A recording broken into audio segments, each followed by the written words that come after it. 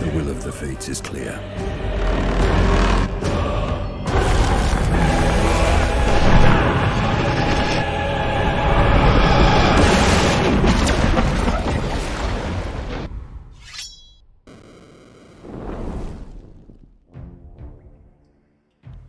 What's crackin', Titan Slayers? In Marvel's controversial movie Thor: Love and Thunder, we saw Zeus as a random fatty who threw a lightning weapon, which is not too far off from the Greek mythology lore. In the anime Record of Ragnarok, Zeus is depicted as some sort of muscled grandpa who didn't even throw a single lightning bolt, kind of a letdown. Who says I can't make a Papa Smurf looking Zeus with pink eyes? It might be that the Grimlore Games developers also had the concept of Zeus exactly like mine, and now they're like, damn it, how did Titan Sage know? Okay, we gotta start Zeus from scratch, guys. Off to the drawing board. Whatever might be the case, this build is freaking strong. You wreck everything from level 1 until max level, and in the late game with plus 20 monster levels, it still has a decent kill speed. I mean, I had to create a Zeus build at some point, right? This game is about ancient mythological Greece, and Zeus is the most powerful of the Olympian gods. Zeus attacks with thunderbolts, and there are two kinds of active lightning attacks in Titan Quest 2. The first one is Lightning Bolt. This one is shot from the player towards the enemies, and then the bolt splits up and damages surrounding enemies in the process.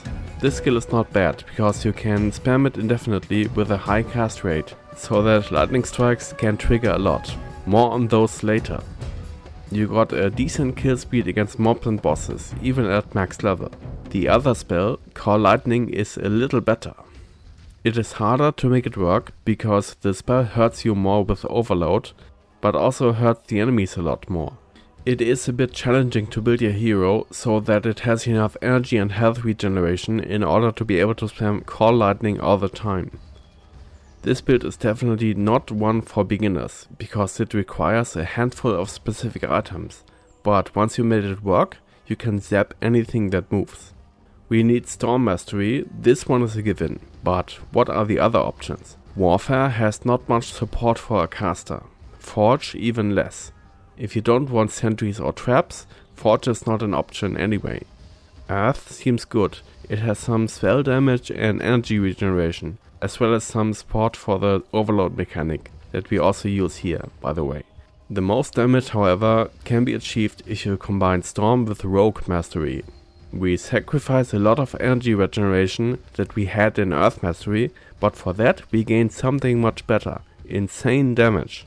One Call Lightning at level 50 deals from 22k to 102k damage. Considering that you spam this spell, it is quite strong. Let's start with the pros and cons. This build has absurd mobility. You got 2 blink spells and the dodge. You can blink and flicker around the map all the time and evade any enemy attack. The survivability is great. We max out our health regen anyway, so a little damage here and there gets regenerated instantly. The build has a good kill speed against both mobs and bosses. I think the build is doing the Zeus name justice. Let me know in the comments if you agree or disagree.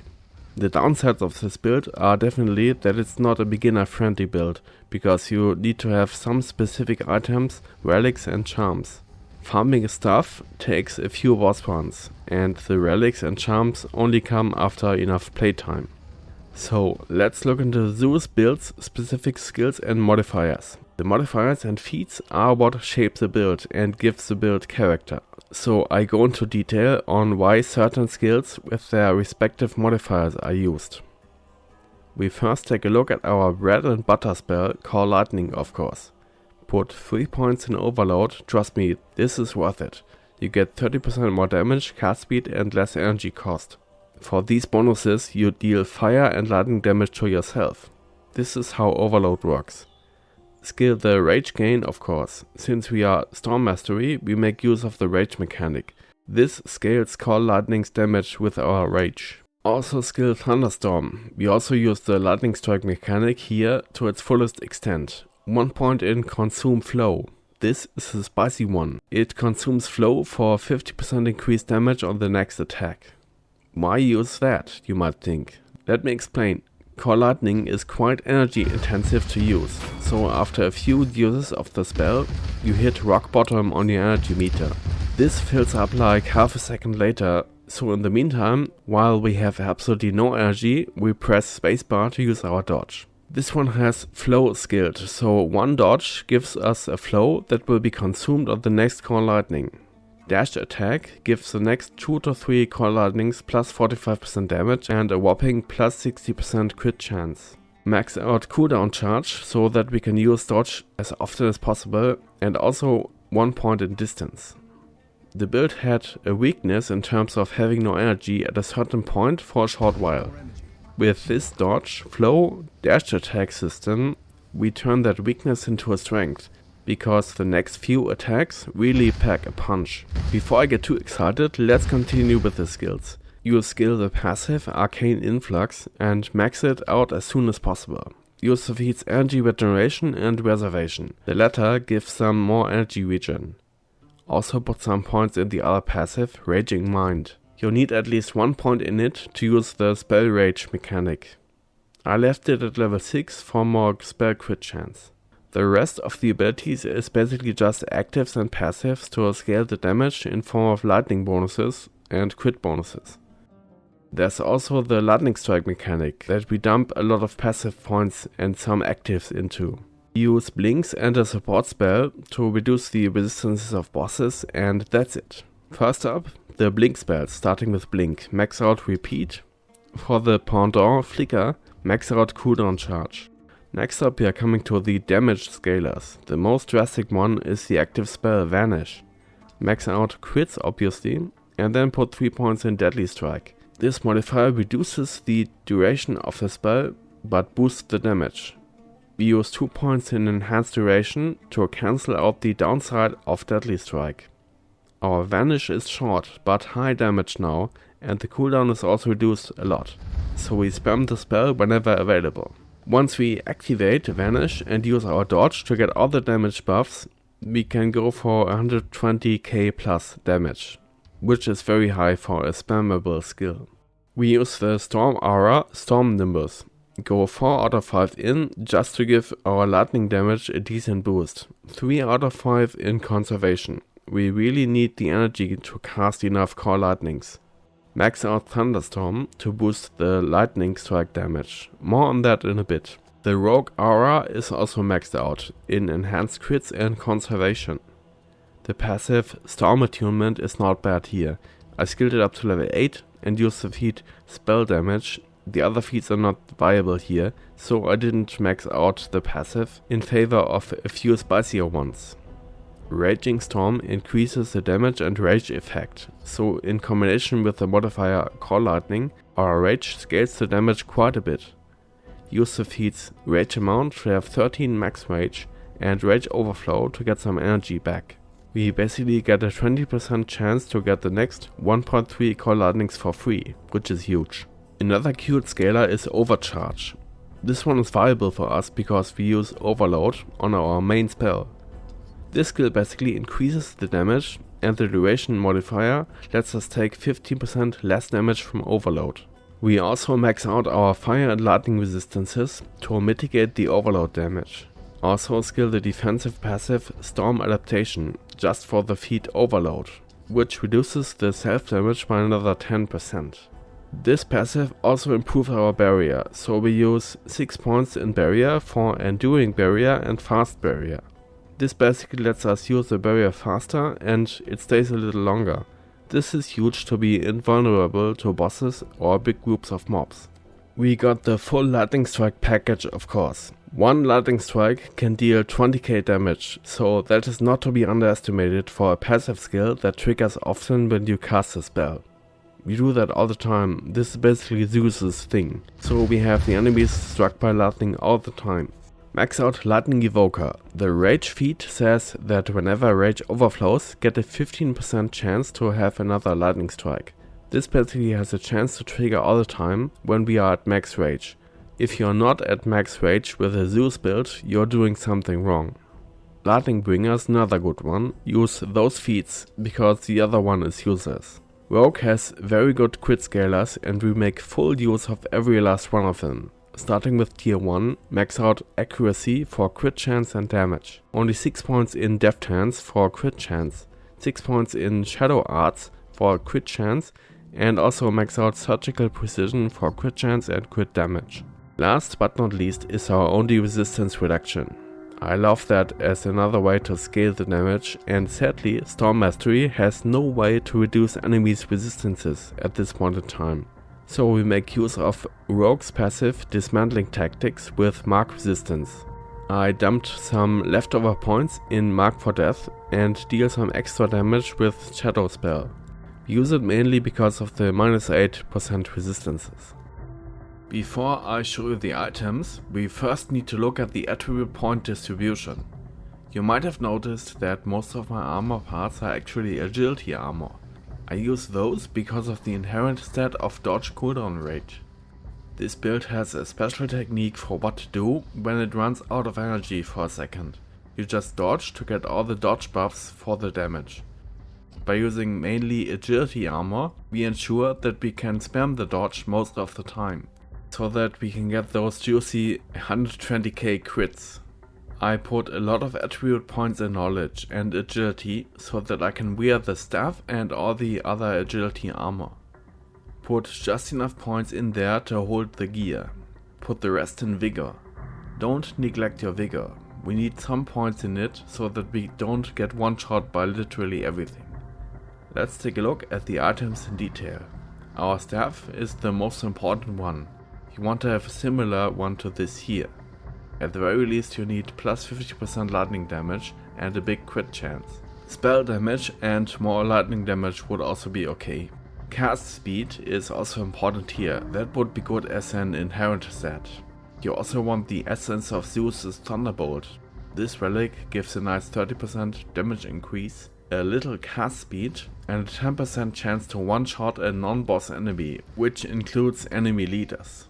Another item that you absolutely need is the necklace Wellspring. This one has an insane regeneration rate for health and energy and also gives us more regen when we use Overload. The perfect necklace for the build, which leads to insane regen values. If you absolutely can't farm a decent staff, you might have the bow Storm Strike lying around. That one is okay too. It gives an okay percentile increase in lightning damage and a plus 50% crit chance if you use Overload, which we do all the time. You want your rings to be like these too, they are really important, so don't compromise. Rings both need spell damage, crit chance and lightning damage. Use the charm Spectral Matter to scale your energy regen. Arms need lightning damage and the charm Dark Essence as another energy regen scaler. The armor pieces are interesting too.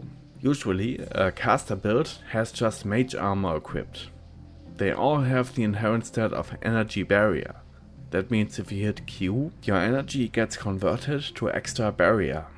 That is great for survivability purposes, but we really want to use that energy to turn it into damage. That is why we use almost no mage armor piece, so that we don't lose energy when we use the barrier. The helmet has all the right stats that we want. High flat energy regen, cast speed and cooldown rate. Use the charm Raging Tempest to boost the lightning damage a little.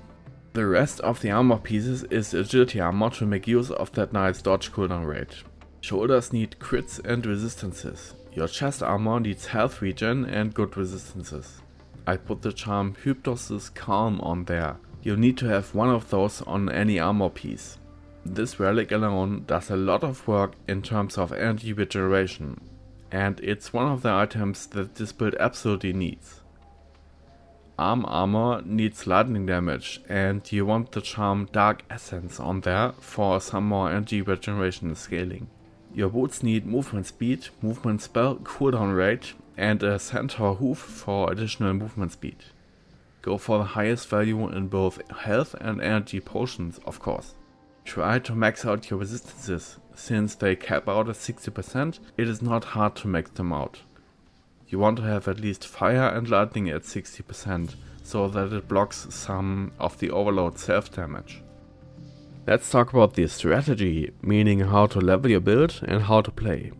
I recommend that you start maxing Storm Mastery up to tier 3, then bring up Rogue to tier 3, then max out Storm.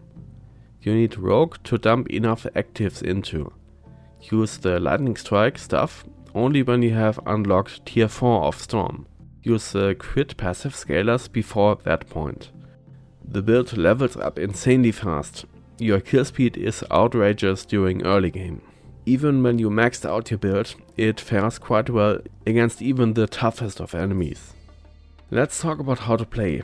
Earlier I mentioned the tech of when you are out of energy, you just dodge. This short time frame where you didn't cast a spell gives your energy enough time to recover a little, so that you can continue spamming Core Lightning. Your next attacks get a lot stronger due to the dash damage boost and the flow boost. It takes a little practice, but this tech basically enables us to get away with using Rogue Mastery. Use Vanish whenever ready, which is every 3 seconds, so that's another spell that you can spam. A Vanish activation also may trigger a Lightning Strike, by the way. Ideally, you have Vanish active before you use the dodge to get another damage boost. Use the barrier frequently. Once you get good at anticipating when the incoming damage comes, you become untouchable by just pressing Q at the right time. Use that move also when bosses use some big AoE attacks that you don't want to dodge because you want to spam more Core Lightnings. Always use Mark for Death on bosses and also enemy heroes to reduce their resistances. Your blinks are also not to be underestimated. Blink is good to cover a long distance in a short time if you use all 3 blinks. Use Blink and Flicker to get away from enemies, so that there is enough distance so you can use Core Lightning and they can't attack you. Flicker is the teleport spell that we use whenever Blink is not available, because Blink is much better here and the best teleport spell in the game in my opinion.